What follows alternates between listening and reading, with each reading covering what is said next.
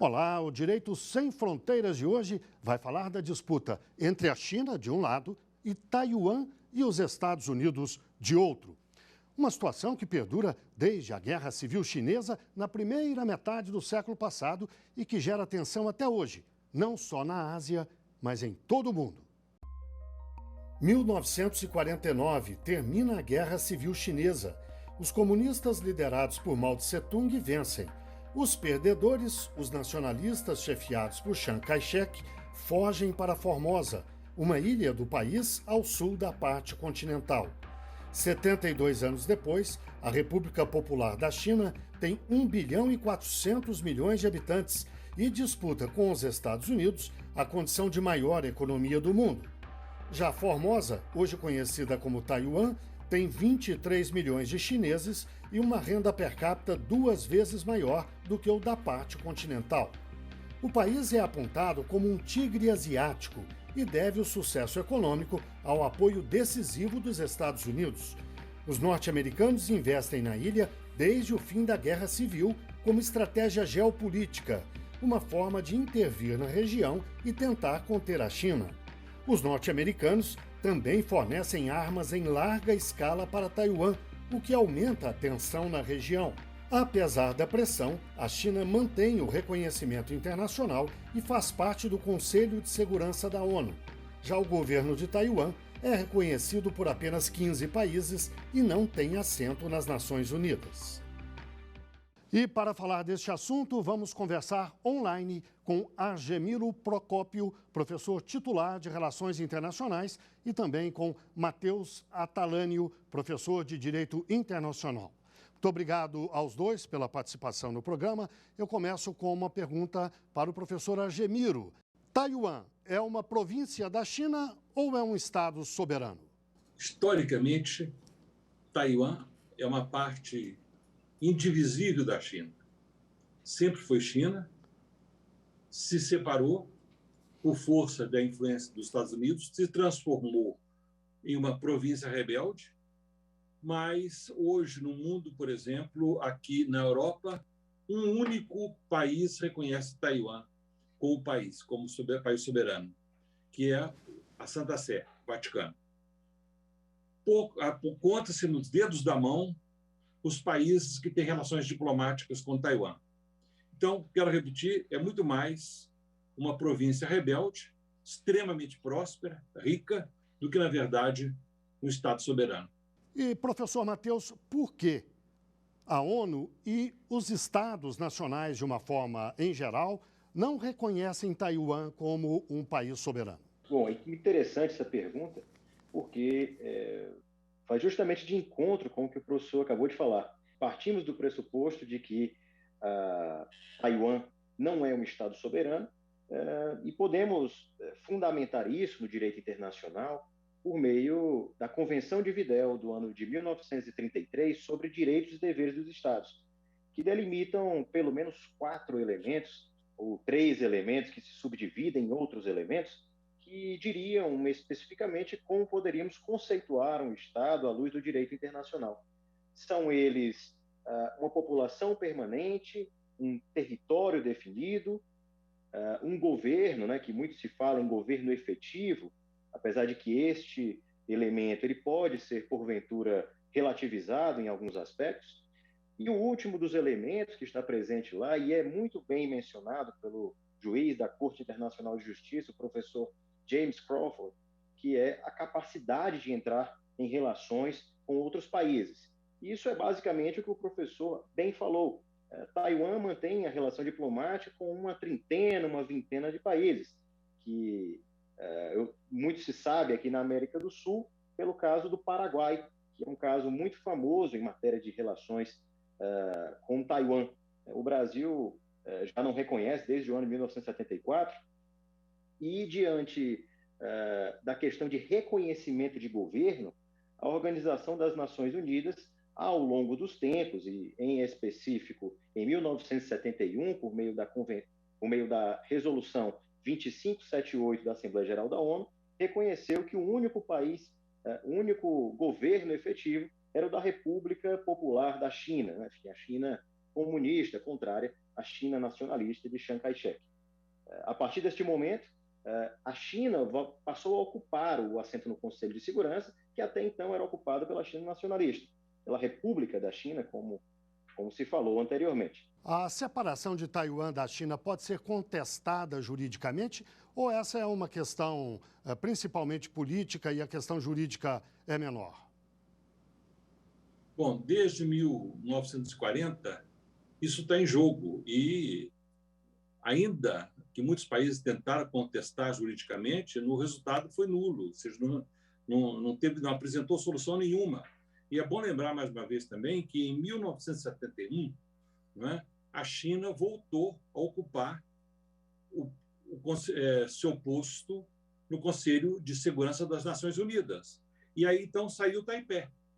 Né? Taipei deixou de fazer parte desse conselho. Agora, essa questão que o senhor está me perguntando, seria bom entender também os Estados Unidos, já que o tema hoje é a relação da República Popular da China, Estados Unidos e Taipei. Houve uma trilogia de condições para o relacionamento diplomático, para normalizar o relacionamento diplomático entre Pequim e Washington.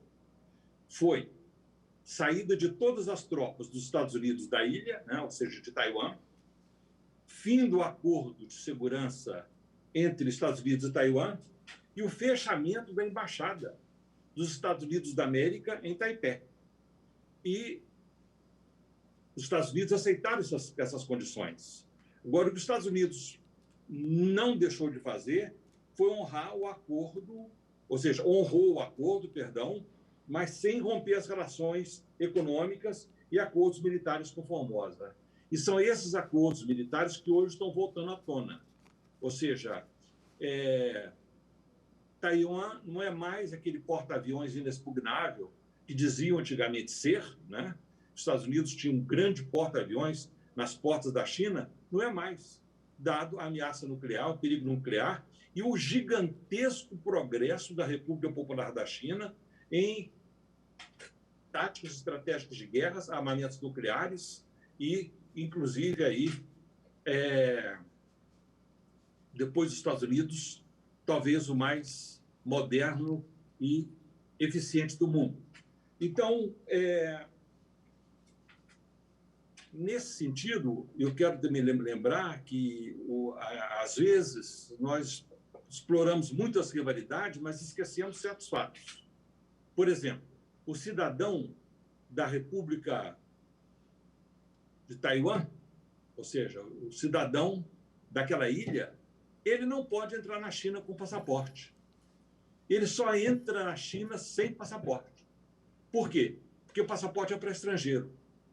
E a Pequim não considera o cidadão de Taiwan como estrangeiro, considera como parte integrante da República Popular. Então, não precisa de passaporte. E é bom lembrar também que um dos maiores investidores, claro, o primeiro grande investidor são os Estados Unidos da América, mas Taiwan tem grandes investimentos econômicos na República Popular. E um enorme número de técnicos, especialistas e comerciantes trabalhando na República, milhares, eu diria, trabalhando na República Popular. Então, tem os interesses econômicos entre a República Popular e a ilha, né, que, com certeza, vão impedir, eu acredito, um conflito, que há muito tempo já se anuncia esse conflito, mas, graças a Deus, até hoje não ocorreu. Por falar no conflito, professor Matheus, neste primeiro quadrimestre de 2021, as tensões cresceram muito. Depois da posse do presidente norte-americano Joe Biden, essas tensões cresceram ainda mais por causa das declarações recentes que ele fez com a aproximação, o cumprimento do acordo militar com Taiwan. O professor Argemiro não acredita no conflito, por causa, inclusive, das relações econômicas. E o senhor acredita?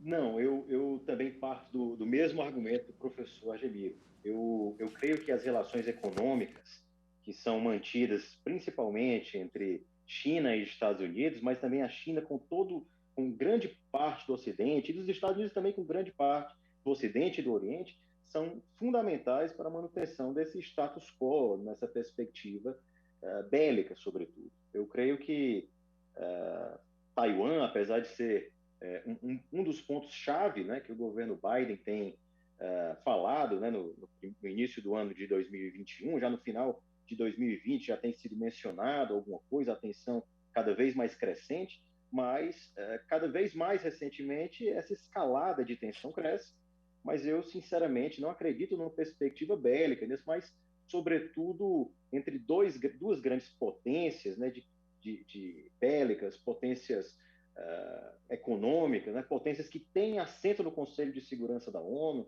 que são talvez os países entre os mais importantes da organização, e que certamente é mais interessante para esses países, numa perspectiva econômica, mas também social, a manutenção da Carta da ONU, a Carta de São Francisco do ano de 1945. Professor Argemiro, me parece que a República Popular da China oferece um acordo a Taiwan. Que acordo seria esse? Muito mais do um acordo de cooperação técnica.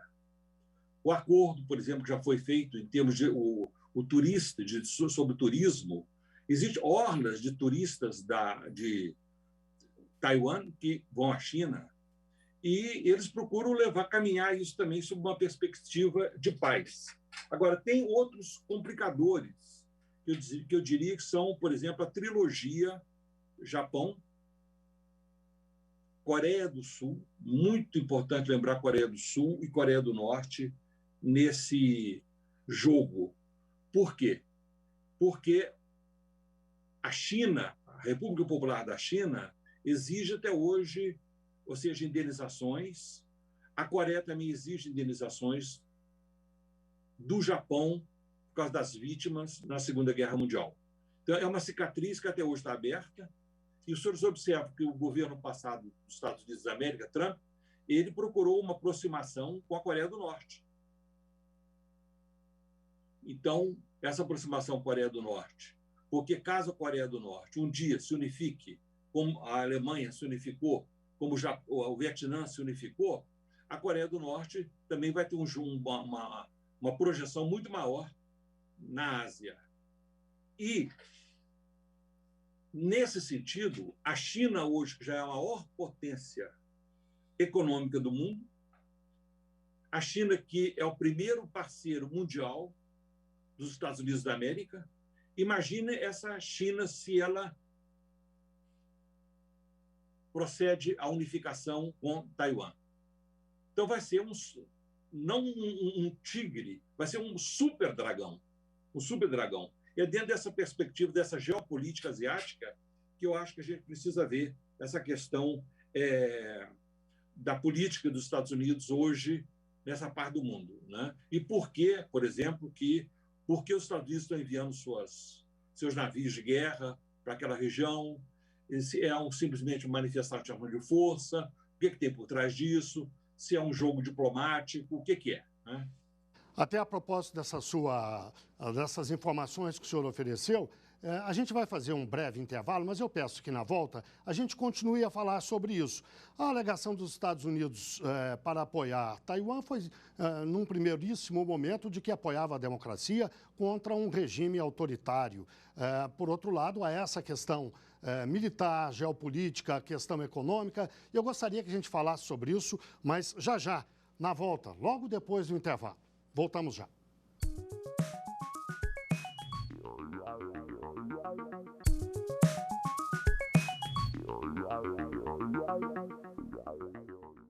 O Direito Sem Fronteiras está de volta. Hoje falamos sobre a disputa China de um lado e Taiwan e Estados Unidos de outro.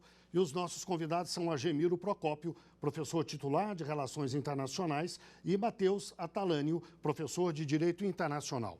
No bloco anterior, eu deixei uma questão no ar. Afinal, o apoio dos Estados Unidos a Taiwan. A alegação norte-americana sempre foi a de que apoiava uma democracia contra um regime autoritário. Por outro lado, o professor Argemiro lembrou a questão geopolítica, militar, econômica. Eu pediria ao professor Matheus que desse a opinião dele sobre essa disputa. Bom, essa alegação de início realmente verdadeira, muito interessante, inclusive.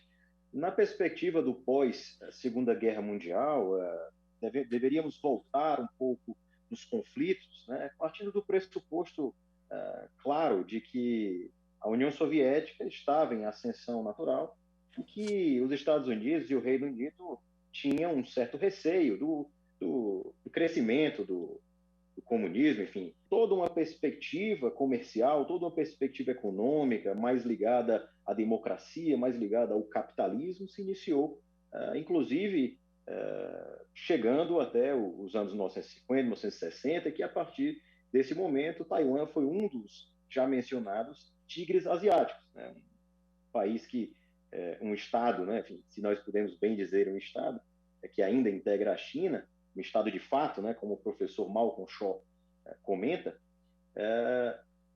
o grande questionamento, a grande ideia é entender que toda essa perspectiva levou Taiwan a ser uma das economias mais interessantes, né? Um território alfandegário de características econômicas muito interessantes, muito conhecido pela economia dos semicondutores, né? Algo que já mencionado há algum tempo, é a questão dos chips e todo o comércio que Taiwan manteve ao longo dos tempos com o Ocidente e também com alguns estados do Oriente. É bom lembrar que tem partes da China, vou mencionar, por exemplo, Xangai, né? Tem uma riqueza muito maior do que qualquer cidade em Taiwan.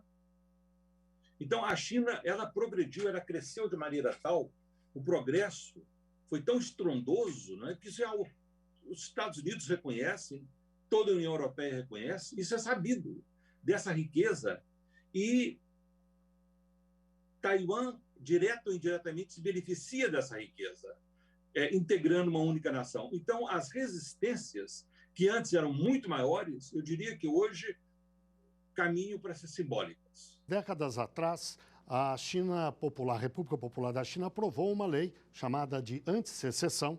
E eu pediria que o senhor nos explicasse o que é exatamente. Ela define a visão da China sobre Taiwan. Eu gostaria que o senhor explicasse. A lei antissecessão é uma legislação do ano de 2005 que, basicamente, já refletia os interesses da China e já refletia um pouco da lógica internacional dos Estados, né? A secessão, basicamente, é a divisão ou o desmembramento, o recorte em um Estado com o objetivo de instituição de uma outra entidade política, sob uma perspectiva de que gerariam, né, como tanto foi mencionado aqui, uma divisão entre Estados, entre que, de um lado, teria a China continental, a República Popular da China, e, de outro lado, teria a perspectiva de Taiwan, que até poucos foi denominada como República da China. Essa perspectiva, pelo direito internacional, ela é bastante simbólica, pois é certo que a China dá a entender muito diretamente, inclusive com declarações agora do início do ano de 2021, que uma declaração formal de independência por parte de Taiwan significa uma declaração de guerra. Então, basicamente, essa lei antissecessão, ela positiva o que a China já mencionava anteriormente, que se utilizaria do uso da força, caso fosse necessário, para garantir a integridade do seu território nacional. Professor Algemiro, o professor Matheus usou a expressão declaração de guerra. Eu gostaria de voltar à questão militar. A possibilidade de dar guerra pode ser completamente descartada? Bom, eu acho que essa frase completamente descartada, acho que nada pode ser completamente descartado. Mas situações muito mais graves nessas últimas 2 décadas, só vou lembrar dois casos, né? Um foi o bombardeio dos Estados Unidos da América na embaixada da República Popular da China em Belgrado. Ou seja, uma bomba caiu em cima da mesa do escritório do embaixador da República Popular em Belgrado. Então, era tudo para os Estados Unidos, era tudo para a República Popular, né, declarar uma guerra. Foi um ataque dentro da embaixada. Uma coisa muito séria. Outra coisa também extremamente séria, outro acontecimento que também acabou no diálogo, felizmente, e tudo mais, foi quando aquele avião espião dos Estados Unidos da América entrou em águas ou espaço territorial da China, e a China, com seus caças, bombardeou esse avião. Ele teve que fazer um pouso de emergência com todos os seus técnicos, com todos os seus especialistas, e esse avião ficou algumas semanas retido no solo chinês.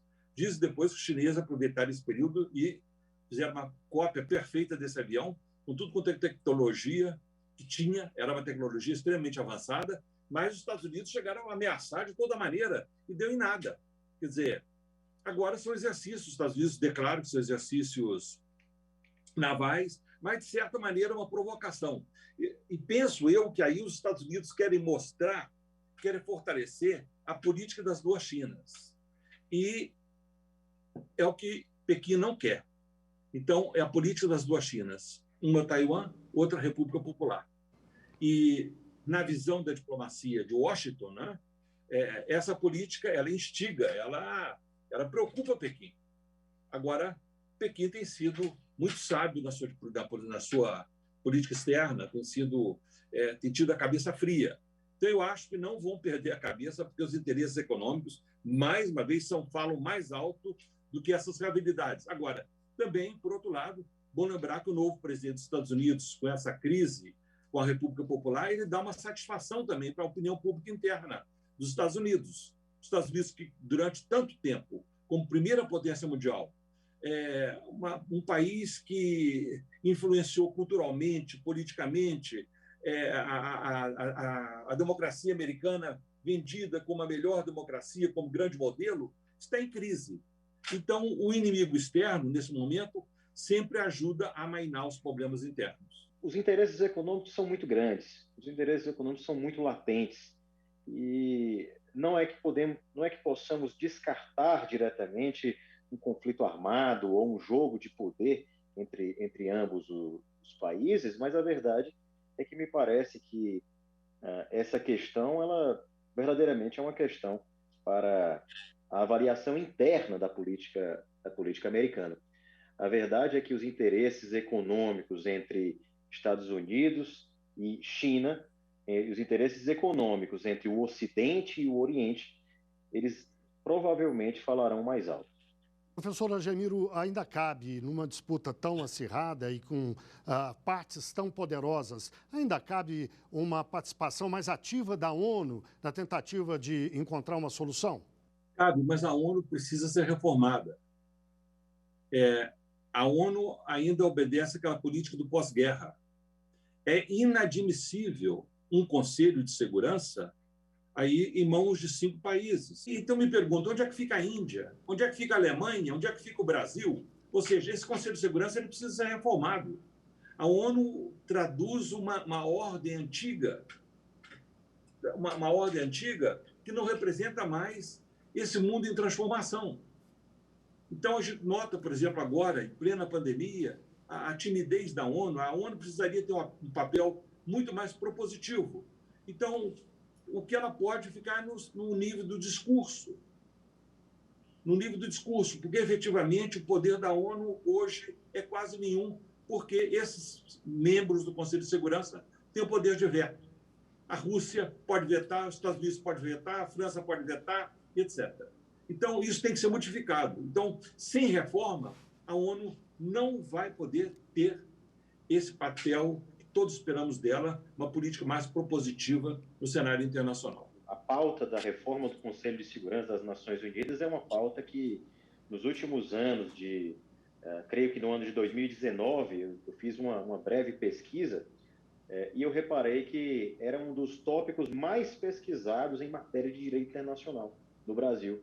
Algo que me chamou muita atenção logo daquele momento, que já falava até do período ainda da Liga das Nações, né? O período lá entre 1919 e 1944, se podemos falar desse período de guerra, que já era um período em que havia um questionamento sobre a continuidade dos países no Conselho de Segurança, há um clássico debate sobre os países, sobre o Conselho, né, que era o termo anterior para o Conselho de Segurança à época da Liga das Nações, ser somente eurocêntrico, né? Enfim, ter uma grande maioria de membros europeus. algo que não se traduziu no pós-Segunda Guerra Mundial, mas que se manteve com as 5 principais potências do mundo, pelo menos no pós-guerra, mantendo o seu assento permanente no Conselho de Segurança, o que dá o poder de veto.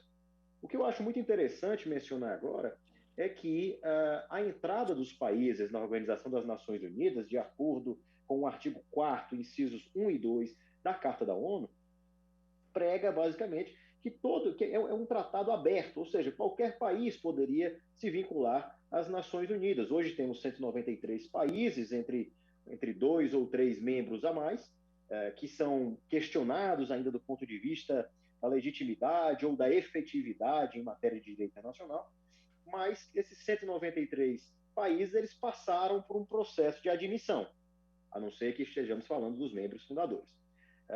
Estes 5 países, eles têm, para a entrada de um país dentro do sistema das Nações Unidas, é necessário que esses países sejam, assim como diz na Carta, amantes da paz e que estejam dispostos a cumprir os direitos e obrigações da instituição, ou seja, o que aquela instituição, que a ONU, prega em seus objetivos. Isso, naturalmente, é algo natural para o direito internacional, há um processo de entrada, e esse processo de entrada se dá por decisão de 2/3 da Assembleia Geral da ONU, com uma recomendação do Conselho de Segurança, que tem o poder de veto. Então, torna-se cada vez mais complexo para um Estado que pode até ser reconhecido, mas que não tem um governo reconhecido, para que ele adentre no sistema onusiano. E isso, principalmente, tendo em vista um caso específico, um parecer consultivo julgado pela Corte Nacional de Justiça no ano de 1948, que entre os anos de 1946 e 1947, uma série de países gostariam de entrar no sistema da ONU, mas eram vetados pela grande rivalidade à época, Estados Unidos e União das Repúblicas Socialistas Soviéticas. Isso chegou a título de parecer consultivo pela Corte Internacional de Justiça, que é o nosso talvez ainda hoje o principal tribunal internacional, principal corte internacional, que não só na sua competência jurisdicional, mas também na sua competência consultiva, também procede interessantíssimos direitos, interessantíssimos notas em matéria de direito internacional. E a essa época, o caso Condições de Admissão na Organização das Nações Unidas para novos membros, foi decidido que esse veto ele teria que ser muito bem regulamentado e que o que estávamos falando era basicamente de critérios objetivos, algo que ainda hoje traduz-se com muita dificuldade em direito internacional. Bem, chegamos ao fim do nosso programa. Eu agradeço mais uma vez a participação de Argemiro Procópio, professor titular de Relações Internacionais, e também de Matheus Atalânio, professor de Direito Internacional. E muito obrigado, claro, a você que nos acompanhou até agora. Veja a nossa programação no site da TV Justiça e também no nosso canal no YouTube. O nosso e-mail é direitosemfronteiras@stf.jus.br. Até o próximo programa.